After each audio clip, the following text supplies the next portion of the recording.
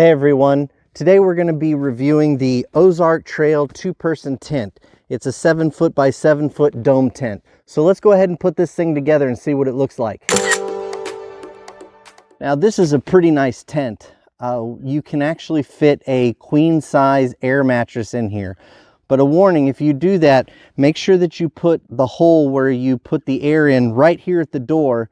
That way you can just lift up on the end, put in the air, and because you're not going to have any room at that end. It's going to come right up against the door and it's going to go right up against the back. There's going to be about this much space on one side.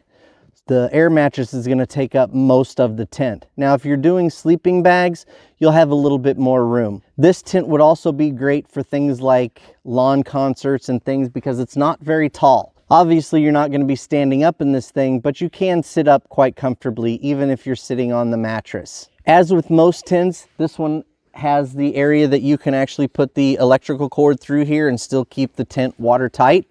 So if you are at a tent site that has electricity, you can use that. Or if you have the solar pack, you can actually set your solar up on the outside and bring your wires into the inside of the tent. This tent also comes with a couple of storage areas. There's a little storage area right here for small things like your wallet, your keys, things like that. And then there's also one up here that you can attach, and it's like a little loft, so you can put your cell phone and things up there, as well as a hook for a light right there in the middle. If you enjoyed this episode, please hit that like and subscribe, and we'll see you next time. Bye.